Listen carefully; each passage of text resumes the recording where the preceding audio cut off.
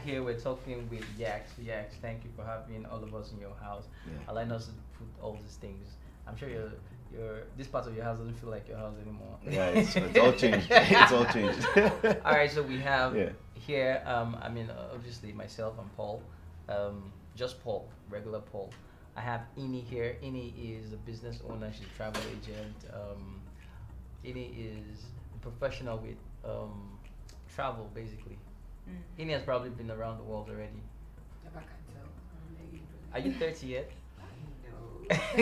Alright, so she's under 30. Yeah. And then we have Pamela. Hi. Pamela is strangely a school Why is that strange administrator though? because you don't find that among young people these days that's say that, oh, I'm a school administrator. Why school administrator? I love it. I've always loved the teaching learning process, and I love children. So every day I work is just fun. Basically. Okay, So I love to have fun. question, do you have kids? Yeah. Personal, my kids? Yeah. No, I don't have kids. Why not? Ah. You love We're getting there. We're getting there. Alright, so Pamela is also here. We have Mr. Tunde here. Mr. Tunde is an author. He's a HR consultant. Fantastic. Like, you're the boss, right? And I'm not the boss. interestingly, Mr. Tunde has 2 books. Ooh. Yeah, he's written 2 books, so he's also an author. Thankfully. Yeah. Why did you? Your books are stories. Yeah, fiction. My books are fiction. So that means that you have a crazy mind.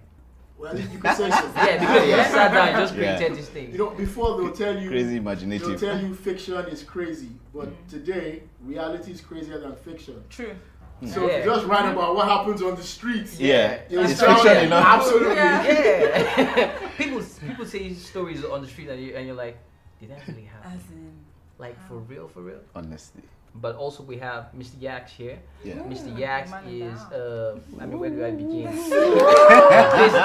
Businessman, investor, many things. And now you're an author. Yeah. This is the first time that you're writing a book. Very first time. Okay, so real real quick, tell us about you. I know that people always introduce you and say, "Oh, Yax, he's a politician. He's this," because that's how they know you. Yeah. So true. how do you want to be introduced to people that don't know you from anywhere? Wow. Yeah. You know, funny enough, I don't think I've ever thought of this before. Like, Yeah. how do I Straight up, I was introduce like, that's myself? a You know? really difficult Yeah, like, how do I introduce myself? I don't know, like, maybe someone who is like, loves humanity, someone who wants to be himself all the time, you know, just be, I mean, natural, be organic, you know, just enjoy life, you know. I think that's how I see myself, really. Yeah. So when you say you want to be yourself all the time, there's limitation because you can't be yourself all the time. What are some of these limitations? What are some of these things that you want to do, but you can't just do it? Okay, I'll give you an example, right? Yeah. Like, Why are you laughing? Is this my screen? No, but for real, like, I'll give you an example. Like, so, while I was in public office, right? Yeah. I've never changed. I've always been this happy guy who loves to party, who loves to have fun, who loves to just be real. Yeah. And then I now realized something, that the office, you know, restricted me. Yeah. Not because anybody told me, no, you can't do this. Yeah. But I understand that the office comes with certain responsibilities. Yeah. Because I represented not just myself now, but I represented a whole state. You know, and so I couldn't afford to just be anywhere, jumping anyhow, and somebody will see me as the representation of the state. Yeah, exactly. You know, jumping around, popping champagne, you know, and all that. So, yeah. All right, so those are limitations. Yeah. People can just wake up and just want to be Tunde just like that. You can't just wake up and want to be. All right, so let's jump right into it, right? Yeah. The book is called Own. Own. Oh. Yeah. Own. OWN, right? Yeah. But it's spelled grown, and then the GR is cancelled. Yep. Wow. Let's talk about that concept first. Yeah. Yeah. So let's start from there. So the whole idea is about own. It's about I'm owning my story. I'm owning my experience. Yeah. You know, even where I got things wrong, you know, I'm not blaming it on anyone. I'm owning everything about it. You know, it's my story, and I believe I have no regrets about it. Yeah. And then the GR, when you see it taken out, is also to, if you put it back in, it's talking about grown. Yeah. So I've grown through my experiences, even through owning my experiences is a growth process, you know. Because it takes a lot of growth to get to that point where you say, look, I actually own this this all experience, this all exactly, you know, the successes, the failures, I own it, you know, and so that's the whole idea of it. And then there's like a subtitle to that, family, power, politics. Yeah. So basically, I'm sure the book revolves around these three. Why did you pick these three topics? Because I think they've been the strongest, like most influential aspects of my life, or the things that have influenced my life the most, you know. So politics was something that I wasn't born into. I was born into a military family, and then suddenly from military family, I'm in a political family, and then so it kind of like has a way of changing your perspective, you know, changing your life. I myself went to a military school, so I came from a very strong military background, you know. I mean, I should have been a commando or something like that, you know, but then, so I kind of like looked at the whole thing and I'm like, okay, see, politics has been a very strong influence in my life. It's even defined me to some people. They see me because they only know me from the political perspective. Family is something that is a very strong influence in my life because from my parenting, you know, it made up a lot of things in me, you know, in my life and everything. Then, to me, being a family head again, being a father, being a husband, you know, and it's also defined me. I've come to understand different levels of even loving people, you know. I understood what it meant like to be loved by my parents, and then now loving my kids is a whole different ball game, you know, and loving my friends is a different ball game. So I just see love is on different levels, you know. And even when you go to the love of God, you know, it is another different level again, you know. So it's like, I mean, family has been a strong influence, you know. Now power, it's actually kind of tied, but you see why I separated it is but you see why I separated is that even within the politics, the power game is an entity of its own. I tell you, any power structure you see in every political setting, it's different. And it's defined by the players who wield the power and how they wield it. You know, you sit down and you see there are people in different governments, even in the government I served, who just a few people that could sit down at night and determine what happens in the morning. You know, and once they present it or if the principal actor is part of it, once they decide it at night, just that group, that's what sometimes we refer to as cabals and all sorts of things, you know. But then depending on how they function, when they function not to the benefit of people, they become cabals, you know. You know, but so, you know, they're just like executive management level. Exactly, like executive management, that's it. You know, something like that, you know. So the whole power game, it's I mean, some people are trying to stab others in the back, some are trying to make things happen, some are trying to just have even so much power to even unseat the principal, you know. So all these things play. That's why somebody once said something to me, and I've never forgotten. He said, look, as a leader, you will never be there when your fate is being determined. Because it's some of your lieutenants that will conspire together against you, and you're not there. And you wake up one morning and things have gone south, you know. And that's the reality. There's a huge lesson there, man. Keep your lieutenants close and satisfied. Well, all right. Well, it's a common saying that for you to be an author or for you to write, you must read widely. So, I mean, I can see a shelf there, but I haven't gone through any of those books. So, what kind of books do you read? Well, I think I'm mostly non-fictional. You know, I love reading non-fiction. I've read a few fictional books also, you know, but mostly when I was like growing up, my formative years, I was more into like fictional books, and then becoming an adult rather, I just kind of like I found my passion for non-fiction, you know, and I'm finding it easier in this particular book. I mean, from this book, it's kind of defined to me. Okay, I think I'm a non-fiction writer. You know, I mean, it's just my first book, but then I'm already beginning to feel like I've arrived. I'm a non-fiction guy. You know, that kind of stuff. So I'm just curious, like, what made you want to write a book? Like, was there a particular moment where you decided that I need to write a book? Yes. So I've had so many experiences. And there's this conversation I keep having with my dad. So he's a septuagenarian, and his older brother is in his 90s. Well, yeah, there are kids here that don't understand what septuagenarian. I know that. Okay. Pardon my English. Yeah, you're right now. I can't help it, Yeah. So, really, he's in his 70s, and his older brother is in his 90s, right? Wow. So I asked him some things about family history. Sometimes he's like, well, I don't know, but I think my older brother would know, And I keep accusing him and telling him that, look, why don't you get all the information out of that old man before he dies and nobody else knows it, No reference anymore. And so one day I had to chastise myself, and I was like, so if you keep telling your father this, what are you doing about your own life? Will your children know aspects of your life? Yeah. Will others know the lesson they can learn from your life? And so at that point I started to say, maybe I should do this. Then the cold feet started.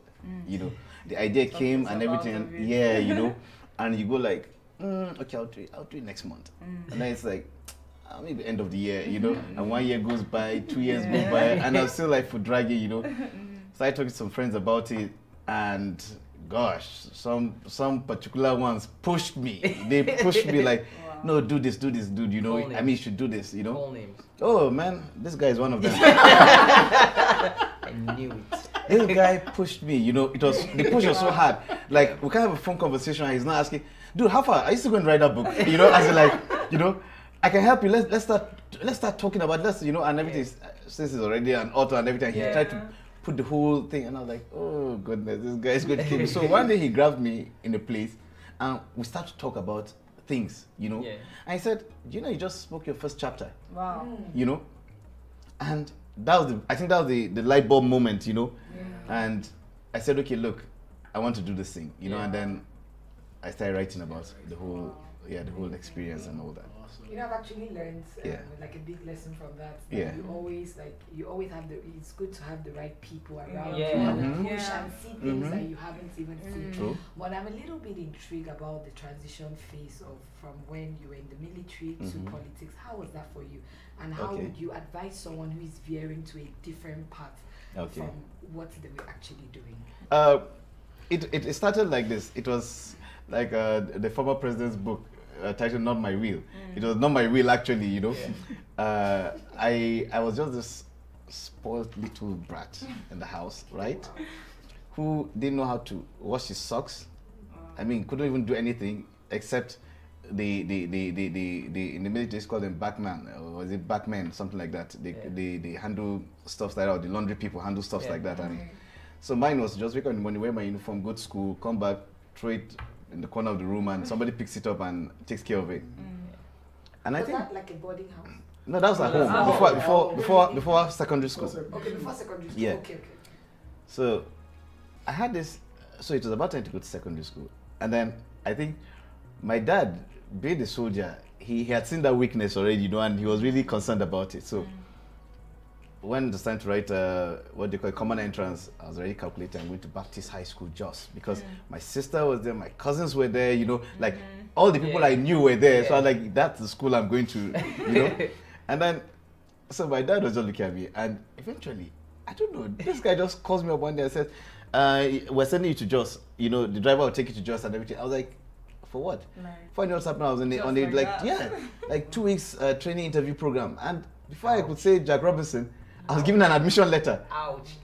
And it kind of, it was, I was like, what's going on here, So after we were admitted, we were sent back to go and get ready and resume in like 2 months' time or so, So the next thing was like, I got in there, and then I realized I'm actually in the military.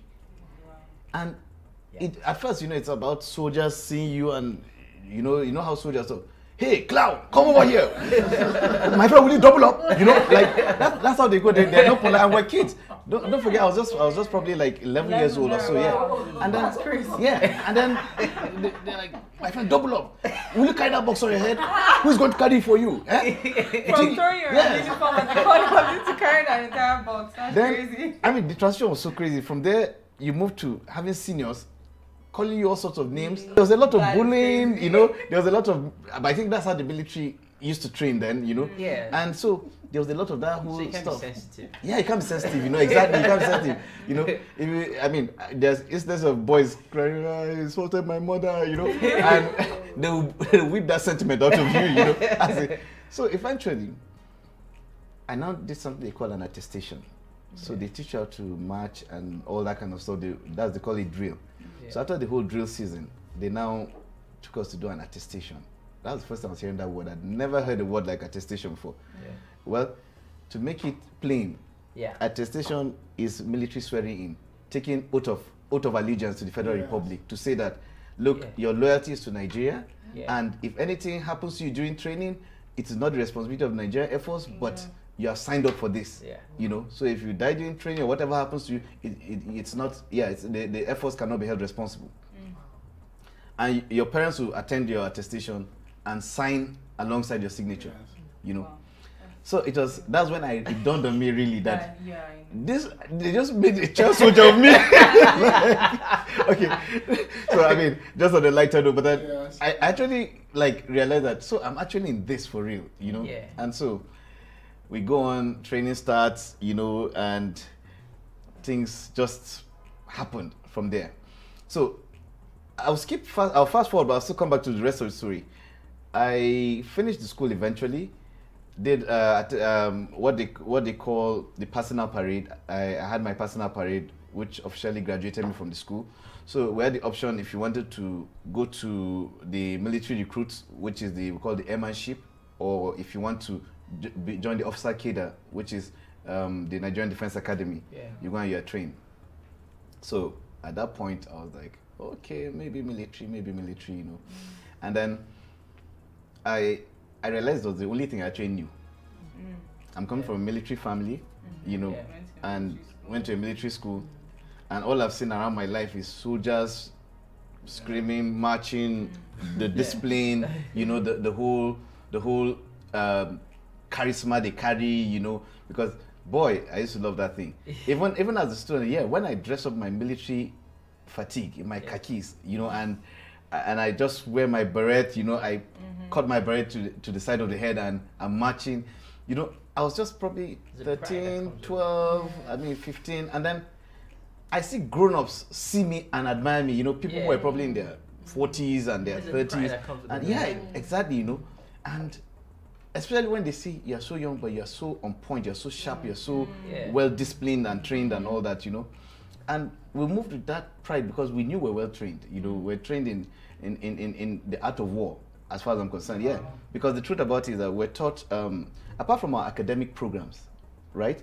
We had military courses we did alongside. So you do your normal math, English, chemistry, and all that. And then on the side, you always have 2 results every term. You have your military result, which you do subjects like map reading.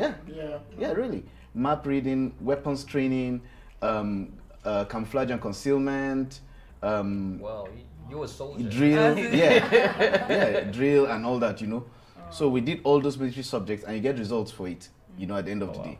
So at the end of the whole thing, I was like, okay, fine. Look, I'm going to the academy. That's the only thing I know, you know. Went, wrote the exams, and when my dad realized I was serious and I had written the exams, he now kind of like called me and was like, okay, so do you really want to do this? I said, yeah. He said, well, you know, my son, I mean, you know, I've served in the military for 26 years, you know, because he actually rose to the rank of 1-star general before he retired, you know. And so he was like, why don't you build something of your future, you know? Why don't you go to the university, you know, get a good education, you know? He said, look, you're from Plateau State, there's a lot of opportunities for mining. I'm going to start a mining business. Why don't you go and study mining engineering? And, you know, then he kind of like dangled the kite. So it was like an order, but then it was like the carrot and stick approach, you know, that kind of thing, He just gave it. He subtly guided you away from going into the army. Exactly. I mean, you know, he tricked you into the army first time. I mean, exactly, he tricked me into it. So I'm like wondering why the double standards, you know? But eventually, I mean, you know, every parent is always trying to do the best for their kids and all that. And exactly, you know, because at the end of the day, what happens is that if you look at the whole thing and you let kids I mean, especially at that young age, do things that they're not sure about.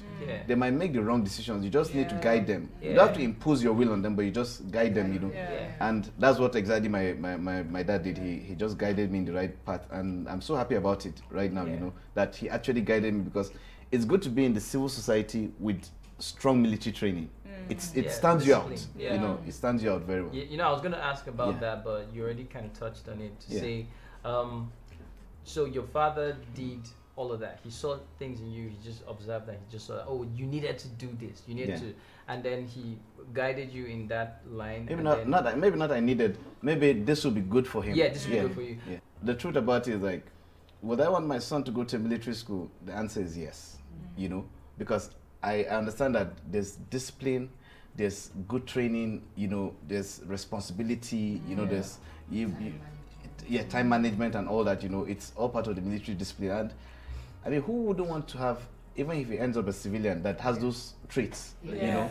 Yeah, that's a good I mean, I believe you hire somebody working for you with that kind of trait and everything. So, so that's why I would want to, like, kind of push my convince him to get to so more, now it's more like a negotiation.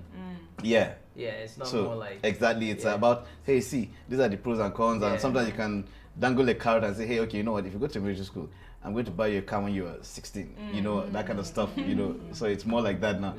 So I think we could swing back to the book. I think why did you choose to capture your years of innocence? I think that's what you captured it as. Years of innocence. Yeah. Why that title for the first part of the book? Well, it's the years of innocence, because basically, you know, at that point, it's your formative years. You're not even really conscious of your decisions as such, you know, and you're now. But as time is going, you're kind of getting conscious about decisions you make, you know, and the consequences of your actions, you know, and you're now beginning to. I think that's the beginning of the evolution process, and then so basically that innocence, it's reminiscent of the time, that period, you know. So I felt that those early stages should be titled as such, you know.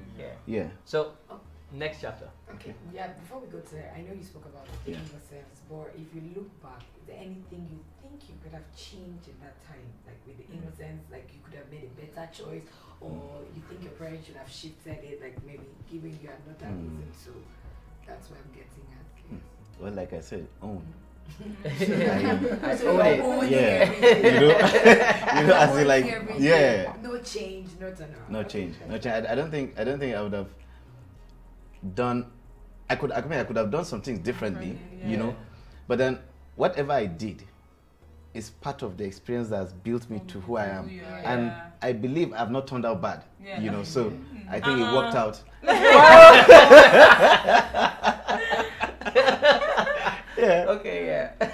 I think let me rephrase that a bit. I mean, like, yes, I know you're owning it, but are there highlights in the course of it that you think now the decisions you make, maybe with your kids, you would have done, like, there's something you would have done differently with them, not because you're not owning it, but any highlighted point you think would better this generation, your children, that you picked up during that time of innocence?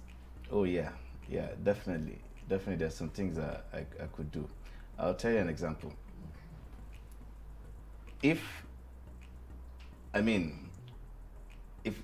Let's say if I were my parents, being that with what I know now, and if times were at now, there are things I would have done with me that I'm already doing with my kids, you know. So that like real openness to converse with kids, you know, to really to treat them as individuals and find them out, discover them, you know, as people, you know. Even if we have 10 kids, none of those 10 kids are the same.